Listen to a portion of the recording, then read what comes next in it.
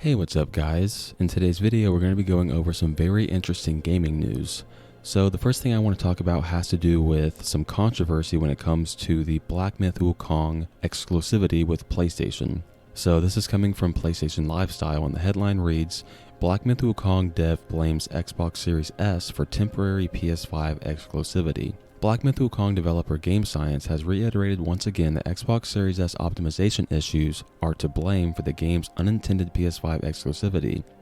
A number of large publications continue to peddle a bizarre claim that Sony signed a secret exclusivity deal for Black Myth Wukong, a rumor that vague Microsoft statements seemingly encouraged. However, as we've said, those reports have never made any sense. Black Myth Wukong director Feng Ji took to Chinese social media site Weibo to talk about the recent Steam Awards, where the game won the coveted Game of the Year 2024 prize. While reflecting upon the studio's achievements, Feng Ji lamented the lack of an Xbox version. Quote, "It seems a bit wrong, but that 10GB shared memory without a few years of optimization experience," unquote.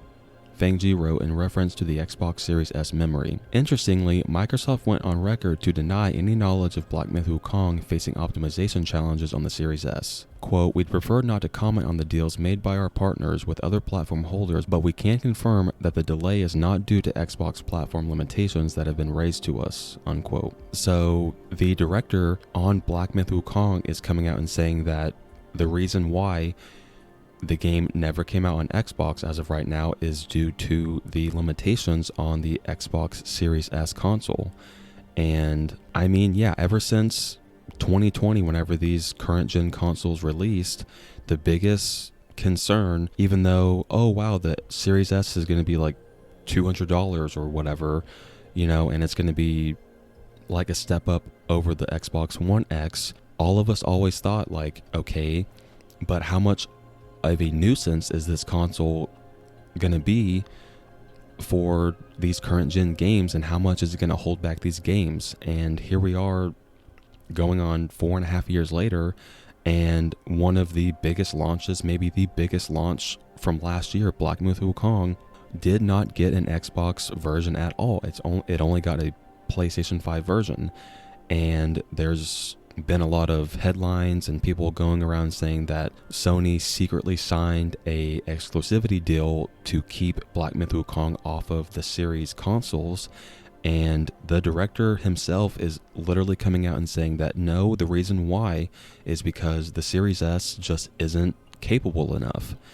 And we've been hearing this ever since the console launched, that either games just get delayed on the Xbox and they come later, or they just outright don't ever come to Xbox or the Series S because the Series S is just not powerful enough. And the one thing that just blows my mind and actually really pisses me off, and I'm not trying to start any fanboy console war stuff because I think that stuff is stupid, but Microsoft literally coming out and saying, oh no, the reason why Black Myth Wukong isn't on the Series S isn't because the Series S is underpowered. It's just, they're basically saying that Sony struck a deal behind the scenes, and that's not true. The director of the game himself literally came out and said that the reason why is because of the Series S being underpowered. So it just really blows my mind that Microsoft would come out and try and do some BS PR statement that, we can't really talk about deals that our partners made with other products, obviously talking about PlayStation, and them saying that, it's not because of the Series S not being good enough. That just really rubs me the wrong way. And yeah, I mean, I thought this was pretty interesting that the director of the game himself came out and is giving the reason why, but Microsoft is still saying, oh no, that's not the reason why. But what do you guys think? Down below, let me know your thoughts on this controversy revolving the exclusivity around Black Myth Wukong. What are your thoughts on the director coming out and saying that the reason why it's only on PS5 is because of the Series S?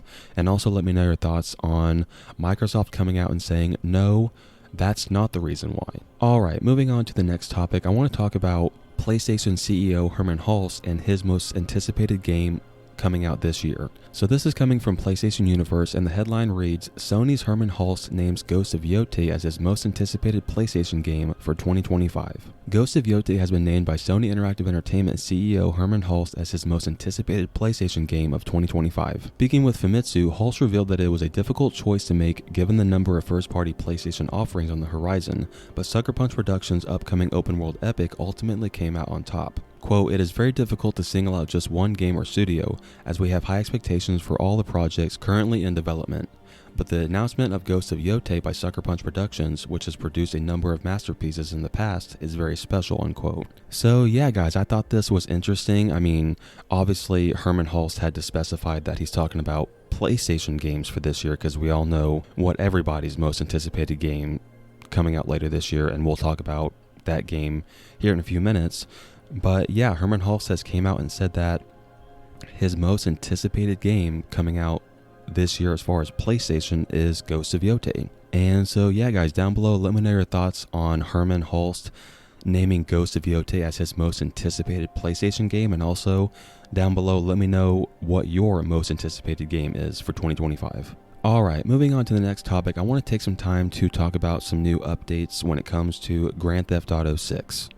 So once again, this is coming from PlayStation Universe, and the headline reads, GTA 6 has been spotted in footage reportedly leaked from Rockstar San Diego's own office. Grand Theft Auto 6 has seemingly suffered a leak, albeit not in the way you might have expected. Images showing the upcoming crime opus running on a PC screen have apparently been taken from the office of Rockstar San Diego, rather some dark corner of the web, although it is believed the footage is over 3 years old. The images and video were posted on Reddit by a user named JustLoveIt0 overnight, who wrote, quote, someone I am close to took it when they worked at the Rockstar office for a few months, before clarifying the image post contains a photo from mid-2021.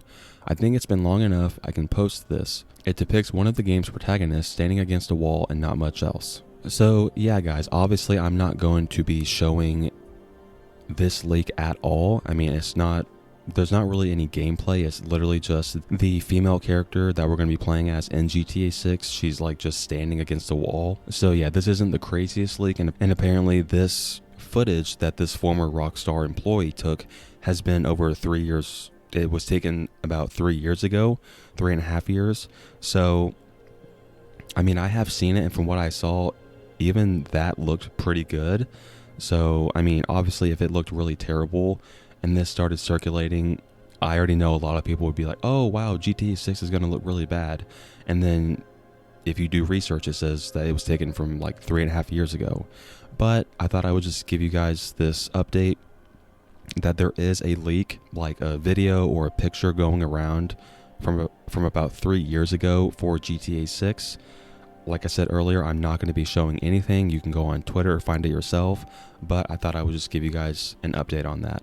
Now, the next thing I want to talk about when it comes to Grand Theft Auto 6, and that has to do with how much money Rockstar is going to make when it comes to the pre-orders alone.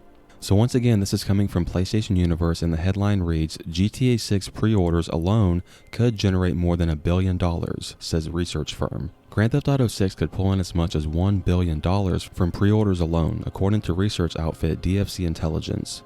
Speaking with the Financial Times, the firm has forecast $3.2 billion will be generated by the highly anticipated crime epic during its first year on sale, doubling the amount made by Grand Theft Auto 5 more than a decade ago and more than Inside Out 2 and Deadpool and Wolverine. It added that GTA 6 is probably going to eclipse $1 billion in pre-orders before the game is even out. Meanwhile, this prediction was also echoed by IDG Consulting CEO Yoshio Osaki, who commented, quote, we think it's going to be one of the biggest entertainment launches in history, not just in games but for all of media. The pent-up demand is greater than anything we've seen before, unquote. So yeah guys, I mean, this isn't shocking, but at the same time it's still mind-blowing because we all know how much money and how many copies GTA 6 is going to sell. Whether it comes out this year or next year, that doesn't matter. Whenever this game comes out, it is literally going to make so much money. It's not even going to be funny. And there's already like financial experts coming out and saying that even the pre-orders alone, Rockstar is going to make like at least $1 billion from that alone. Just let that sink in for a second. You know how mind-blowing that is?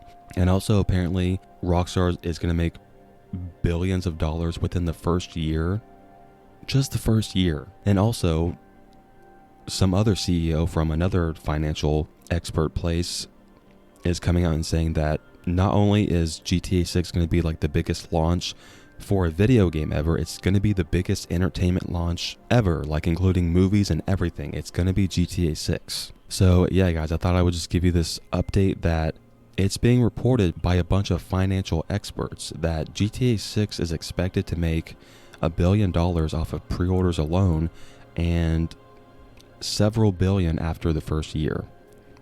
But what do you guys think? Down below, let me know your thoughts on the fact that it seems like GTA 6 pre-orders alone is going to make Rockstar about $1 billion. Alright, moving on to the final topic in the video, I want to talk about an update when it comes to getting PS3 emulation on the PS5.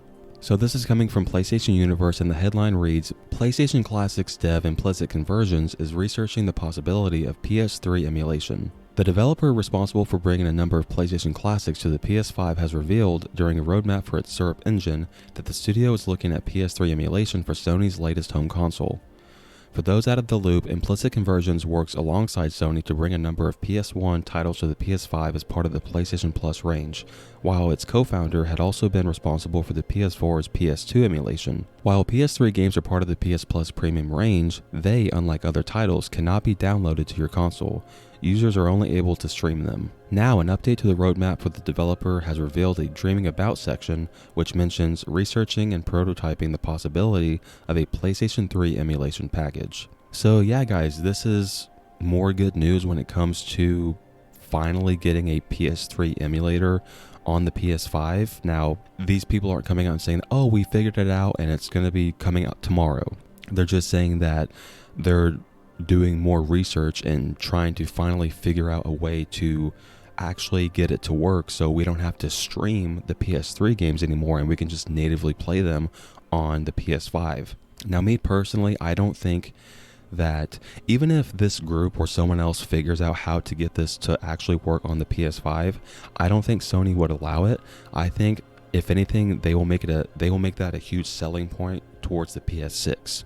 Like whenever they first reveal the PS6 and they start hyping it up, I could definitely see them, oh, and another reason why you'll want to buy the PS6 is because it comes with a brand new PS3 emulator, so you can natively play your PS3 game. So you can play literally PS1 all the way to PS6. It'd be the perfect PlayStation console. So I personally think that's what's going to happen, but I mean, the sooner it happens, the better. But what do you guys think? Down below, let me know your thoughts on the fact that this dev group, Implicit Conversions, is coming out and saying that they are currently working on finding out ways to get PS3 emulation to work on the PS5.